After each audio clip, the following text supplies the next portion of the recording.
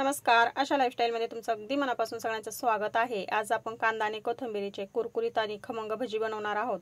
अजिबात तेलकट होत नाही आणि थंड झाल्यानंतरही कुरकुरीत राहतात। एकदम सोप्या पद्धतीने आपण ही भजी बनवलेली आहे। तर भजी बनवण्यासाठी आपण इथे 4 कांदे घेतलेत मध्यम आकाराचे, त्याची साल काढून घेतली। आता पातळ असा हा कांदा आपल्याला चिरून घ्यायचा आहे। तर जेवढा पातळ कांदा आपल्याला चिरून घेता येईल तेवढा चिरून घ्यायचा, म्हणजे याची भजी खूप छान होतात।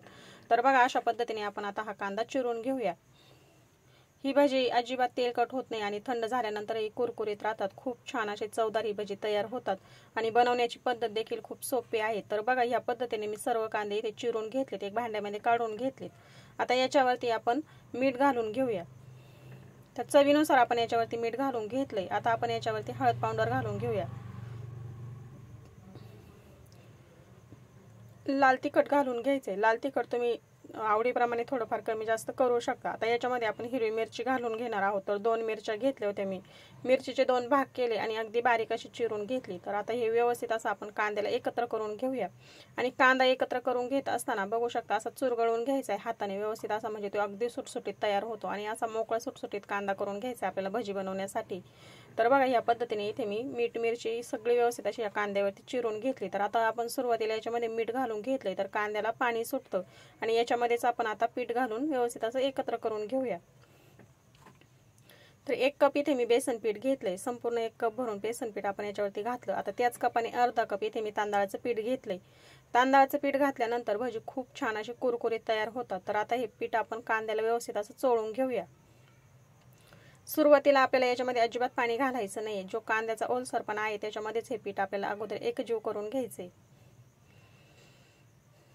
तर आता हातावरती अगदी थोडंसं पाणी घेऊया आणि याच्यावरती घालून घेऊया। तर 2-3 चमचे पाणी मी याच्यावरती घालून घेतले। आता हे चांगलं एकजीव करून घेऊया। जास्त पाणी घालण्याची आवश्यकता येत नाही, कांद्याला पाणी सुटतं, ओलसर होतो कांदा, त्यानेच आपल्याला हे पीठ व्यवस्थित असं एकजीव करून घ्यायचंय। खूप पातळ बनवायचं नाही आपल्याला, हे पीठ असंच व्यवस्थित असं ठेवायचं, फक्त कांद्याला व्यवस्थित असं पीठ कोट होईल एवढंच आपल्याला एकजीव करून घ्यायचंय।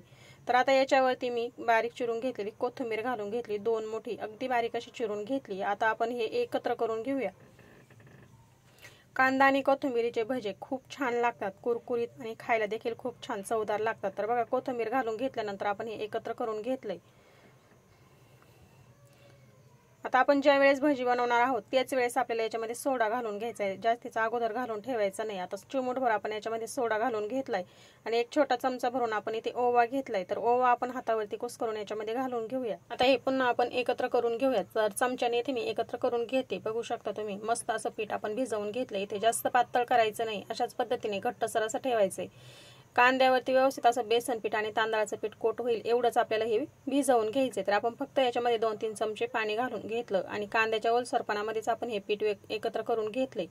गॅसवरती आपण इकडे तेल ठेवलेलं आहे तापण्यासाठी, त्याच्यातून 1 चमचा भरून तेल आपण याच्यामध्ये घालून घेतले आणि पुन्हा हे एकत्र करून घेतले। फक्त 1 चमचा भरून तेल आपण याच्यामध्ये गरम घालून घेतले। आता गॅसवरती पॅन मध्ये आपण तेल ठेवलं होतं अगोदरच तापण्यासाठी, तेल गरम झालं की याच्यामध्ये आपण भजी सोडून घेऊया। तर भजी बोटाने एकसारखी करायची नाही, गोलाकार करायचा नाही, जसं हातामध्ये पीठ येईल तसंच आपल्याला हे सोडून घ्यायचंय कांद्याचं। तर बघू शकता असे मस्त असे खेकडा भजी आपली इथे तयार होतात। अशा पद्धतीने आपल्याला ही भजी सोडून घ्यायची। हातावरती जर एकजीव करीत राहिलं तर ती भजी निबर देखील होऊ शकतात आणि खायला सुद्धा मजा येत नाही। तर बघा, मी तेलामध्ये सोडून घेतले, तुम्ही बघू शकता अशा पद्धतीने आपण तेलामध्ये भजी सोडून घेतलेली आहेत। एक 3 ते 4 मिनिट आपण ही छानपैकी आता कुरकुरीत तळून घेऊया। मस्त असा कलर आलेला आहे। अशा पद्धतीने आपल्याला कलर आला की भजी काढून घ्यायची, त्याच्यामध्ये अजिबात तेल शोषलं जात नाही। आपण आता ताटामध्ये हे काढून घेऊया। तर ताटामध्ये काढलेली भजी तुम्ही बघू शकता अजिबात तेलकट झालेली नाही आणि मस्त अशी कुरकुरीत तयार झाली, दिसायला सुद्धा खूप सुंदर दिसतायत। अशी भजी खायला खूप मजा येते। आता राहिलेली भजी आपण ह्याच पद्धतीने इथे मस्त अशी कुरकुरीत होईपर्यंत तळून घेऊया। तर एकदम सोप्या पद्धतीने आणि झटपट तयार होतात ही भजी, जास्त वेळ देखील लागत नाही आणि तेलकट होत नाही अजिबात। तर राहिलेली भजी देखील मी तेलामध्ये सोडून घेतली, जेवढी तेलामध्ये बसतील तेवढी सोडून घ्यायची। भजी तळण्यासाठी असा पसरट पॅनचा किंवा पसरट कढईचा वापर करायचा, म्हणजे अगदी पटकन होतात आणि जास्त प्रमाणामध्ये आपल्याला बनवता येतात।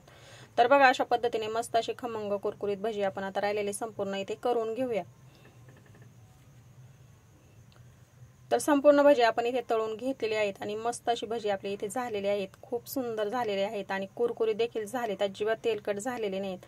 चटणी सोबत किंवा सॉस सोबत तळलेल्या मिरची सोबत अशा पद्धतीचे भजी तुम्ही नक्की गरमागरम करून बघा. खूपच छान लागतात आणि बनवायला देखील खूप सोपे आहेत. तुम्ही सुद्धा या पद्धतीने कांदा आणि कोथिंबीरची भजी नक्की बनवून बघा. आजचा व्हिडिओ कसा वाटला मला कमेंटमध्ये नक्की सांगा आणि तुम्हाला जर हा व्हिडिओ आवडला असेल तर व्हिडिओला लाईक करा, शेअर करा. माझ्या चॅनलवरती जर तुम्ही नवीन असाल तर प्लीज चॅनल सबस्क्राईब करायला विसरू नका. शेजारी बेल आयकनचं बटन आहे ते क्लिक करा, म्हणजे मी अपलोड केलेले व्हिडिओ तुम्हाला लगेच बघायला भेटतील. तर वेळात वेळ काढून व्हिडिओ बघितल्याबद्दल अगदी मनापासून सगळ्यांना धन्यवाद. चला तर मग भेटूया अशाच एक नवीन रेसिपी सोबत. आणि मस्त अशी कुरकुरीत खमंग आपली भजी इथे तयार झालेली आहेत. व्हिडिओ बघितल्याबद्दल पुन्हा एकदा मनापासून धन्यवाद.